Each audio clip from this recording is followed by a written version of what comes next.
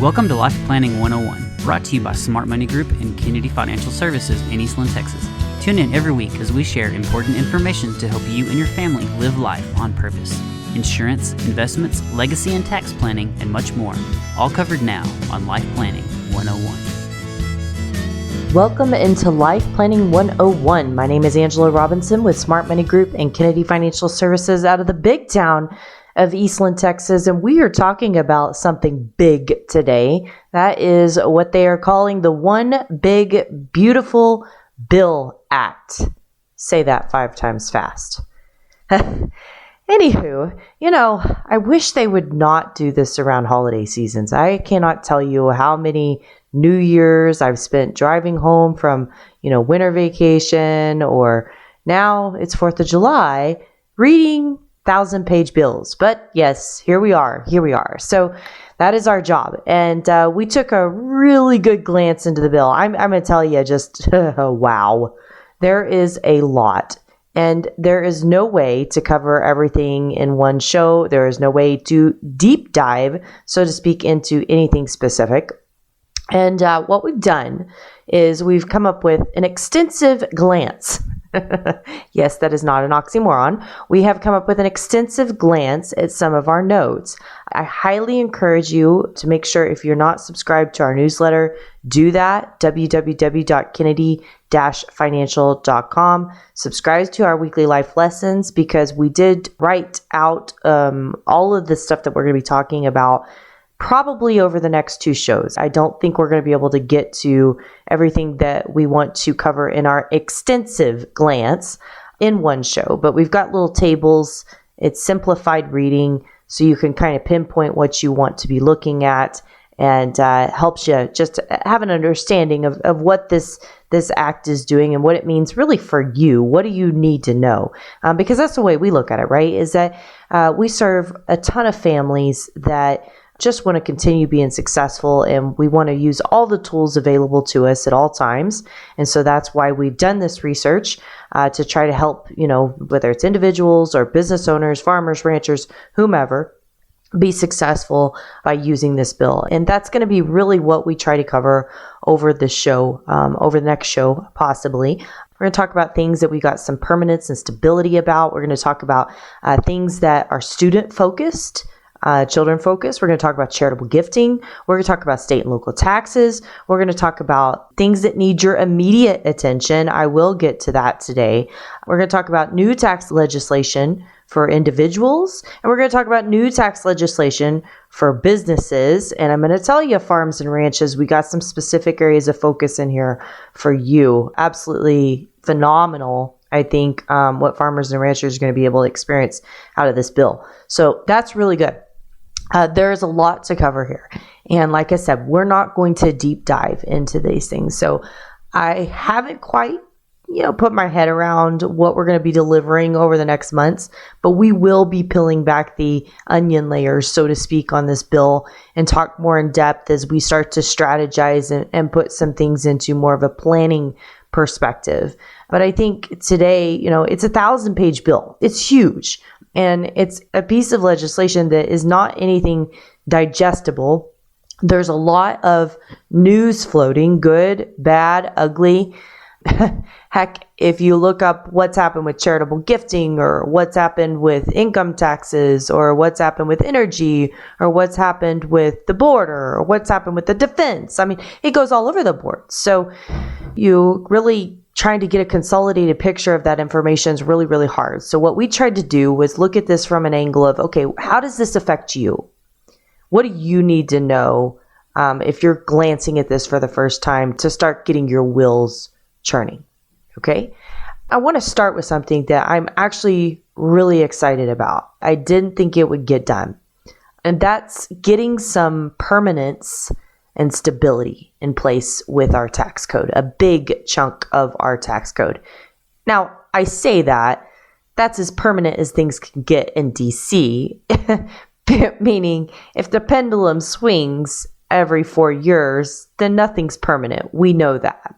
But the last time we had tax reform, which was at the end of 2016, it started in 2017, it was all set to sunset at the end of this year. That's been the big push of this all along, because I know there's a lot of business owners that we work with, a lot of individuals that we work with that would see an increase in taxes. And because the rates are going to up, the brackets are going up, everything's disappearing, the Section 199A that business owners took, all these things. So to me, one of the biggest wins out of this bill is the fact that the families that we serve are going to be able to make decisions about their future. It's not going to be, well, it depends. They've got some permanence and stability. I think about specifically business owners, farmers, ranchers, when you're trying to budget and you have no idea what the taxes are going to be on your budget, that's very, very, very difficult. So I think this is entirely a win. So let's talk about some of these things. First of all, as I mentioned kind of briefly there is an extension and an expansion of the 2017 tax reform known as the Tax Cuts and Jobs Act, Trump tax cuts, however you want to call them. And most of the provisions made in this act were made permanent. When I talk about this act, I'm talking about the 2017, right? Which means that your taxes aren't going to revert to those 2016 rates and rules. And that includes AMT, the awfully mean tax, alternative minimum tax. You may say, oh, I forgot about that. My high income earners. Yes, it was hitting, and I say high income earners, it was hitting middle income earners' pocketbooks like crazy. So that was a huge win. That's big.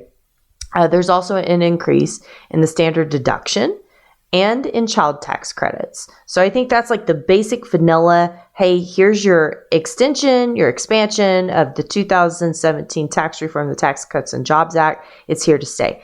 Another piece to that was the estate tax exemption stability. For the first time in history, we have some permanency in this area. Again, is there really permanency in Washington? Yeah, but at least it's not going to sunset, or we won't have one, or it reverts back to $1 million. Yes, we've seen all kinds of crazy stuff over the last 2 decades with our estate tax, and now we've kindly got something that we can just kind of sit there and write on. And that is that exemption of $15 million per person is going to be in place and adjusted for inflation thereafter.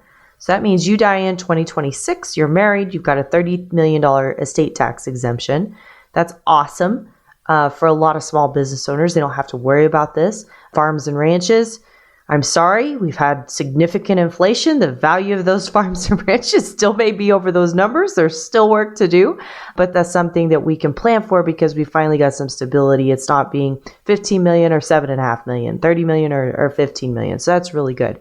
I mentioned earlier that Section 199A business owner deduction, extension, expansion. You're like, what is that? What is that again? That's that 20% deduction that you get on your business just off the top. So you get your net income and you have a 20% deduction. Now there was like all these phase outs, and then your employees and your wages, all these things weigh into those things. But basically it's a 20% deduction for pass-through business owners, not your C Corps, but your pass-through business owners. And they won big here because there's also higher income phase-in amounts. And there's a minimum deduction that's being put in place. So that's huge for business owners.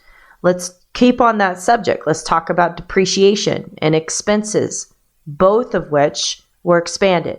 So we lost our first year so-called bonus depreciation of being able to depreciate 100% of something that you put in service. Well, we regained that. So if you bought something after January 19th of 2025, and I'm guessing I didn't look back, but I'm guessing that's inauguration day. I don't know why January 19th, 2025. But if you place in service after January 19th of 2025, then you have the ability to once again regain that 100% deduction. And here's the best part. You can actually expense depreciation on equipment of $2.5 million as opposed to the previous $1.25 million. Huge increase. and phase out for the expensing also increased. So big win in the depreciation area. That doesn't mean you go buy green paint just not to pay taxes. It still needs to make sense. There's other ways to save taxes. I remind people that all the time. But this does give some very valuable ability for business owners. Another thing that was kind of cool is you saw interest, company interest. So you used to be limited on the interest that you could write off, and it was limited to, kind of that bottom line number. Well, now they've allow you to add back in a couple things to increase that ability to deduct more interest. The other thing is research and development. This was expanded. So, for a long time, if you were going to do any R&D, those expenses, for the most part, had to be amortized, meaning you have to deduct them over several years. Well, now you're going to be able to expense those. So that's huge. So lots of good things for, I would say, the small business owner, the mom and pop shops here. Really incredible news for them. I will remind you, and I should have said this at the beginning of the show, if you are interested in doing any of these things, I don't want you to take our article or our word for this on Life Planning 101. Yes, we're planners. Yes, we look into this. Yes, we work with your tax attorney. Yes, we work with your accountant or your CPA, but they are the ones that you need to get the final advice from. So before you go to implementing anything that you hear on Life Planning 101 or you read in our weekly life lessons, make sure that you're consulting with your accountant or with your attorney on those items. We are not your tax professional. I'll get that clear. So let's continue on. So we got one more thing of permanence and stability. This is an area that I do intend to deep dive on a little bit later and may bring some experts in, probably will. But that's opportunity zones. So opportunity zones came about in the first Trump round of presidency, and they allowed you to be able to go buy into a piece of real estate that was considered in an opportunity zone, meant to help develop it for the betterhood of the neighborhood, to bring it, I don't know how to say this, like if it's in a lower class area and lower income area, I say not lower class, lower income area, and they want to revamp it and make it good again, you invest in that area, then you're able to sell another stock or land or something else. And if you had capital gains within that same window, then you could defer those capital gains on something else you sold by putting your investments in an opportunity zone in like amounts. Pretty cool. All right. Started to kind of phase out because these all tapped out and you couldn't defer those gains any longer. And oh, by the way, there was a basis increase if you held the opportunity zone long enough that you get a sort of a basis increase. So they kind of went away over these recent years because they just they didn't look that good. Okay. Well, now they're looking good again because they were made permanent with a permanent rolling 5-year deferral of capital gains. So I sell stock over here on A and I have a pretty big gain and I want to be able to defer that. Well, I can go invest in an opportunity zone with the same gain and be able to continue to defer that for 5 years. And if I hold on to that for 5 years, I get a 10% basis increase. So in other words, 10% of that I don't have to pay that capital gains tax on. And here's another thing. There's an additional incentive in the new bill that allows, if you're investing in rural areas, opportunity zones, that same basis could increase by 30%. So pretty cool. Again, we will want to focus on that. Great tax planning tool for you to be able to use. So I want to skip down here and I want to talk about some other things that need your immediate attention. And if we have time, we'll talk about salt. Haha. Everybody wants to hear about salt. Makes me swell up, especially when I eat sushi, but salt. So immediate attention. Couple things. There's the employee retention credit. Yep, you remember it, the ERC. If you're a business owner, you probably took advantage of it. If you had employees, I hope you did it right. It got a big spotlight. And If you use this and you think you could have been doing it wrong, you need to seek counsel, because they're allowing the audit time to be lengthened. They're allowing clawbacks even before the audit is complete, and those are strengthened. The penalties were elevated to include tax professionals. They want their money back on the crookedness. So just be aware of that. And if you think a company you worked with that could have been a little crooked, you probably need to get some help on that. The other thing is electric vehicle credits. They're disappearing, but they haven't disappeared. So if you are thinking about buying an electric vehicle, do it before September 30th. The bill eliminates 3 credits you might want if you're a business owner, okay? First of all, there's a qualified commercial clean credit, which is $7,500 up to $40,000 for heavier trucks. There's a new clean vehicle credit for $7,500, and there's a previously owned clean vehicle credit for up to $4,000. And it's really important to work with your tax advisor on this one, though. The reason I say that is because there's a lot of income caps, there's a lot of rules, a lot of hoops that have to be jumped through that could impact that credit amount. So it's not just as easy as just go. So you don't have a lot of time here, especially when you need to seek counsel on it. But if you're buying an electric vehicle, get after it. Solar, wind, home energy credits, same thing, disappearing. Got a little bit more time. December 31st is the last day for the 30% credit for clean energy to include the solar panels, solar water heaters, wind energy systems, and renewable energy. And it's also the end of that $1,200 credit for energy improvements like skylights or windows, doors, insulation, and a $2,000 credit for installing energy efficient components like gas heat pumps or water heaters or biomass stoves and boilers, et cetera, et cetera. So any of those things that you want to get done, you better get moving on it if you want that extra money. People say, well, that's really not all that much. Well, I disagree, because if you're able to gain even the $4,000 credit for a used electric vehicle and you're sitting in the 28% tax bracket, that's equivalent to a $14,000 plus write-off. That's pretty big. So I would highly suggest that you think about getting those things done now. Okay, I got just a couple seconds. So let's hit SALT. Itemized deductions, SALT, state and local income taxes. Man, this got just a rip after the Tax Cuts and Jobs Act back in 2016. They capped your federal deduction for your state and local tax at $10,000, and it sent people in a tizzy.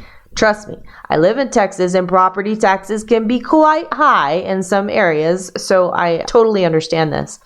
And that cap has now been increased for state and local tax. It is $40,000. But, number one, it begins to phase out with $500,000 of income. And number two, it reverts back to $10,000 as a cap in 2030.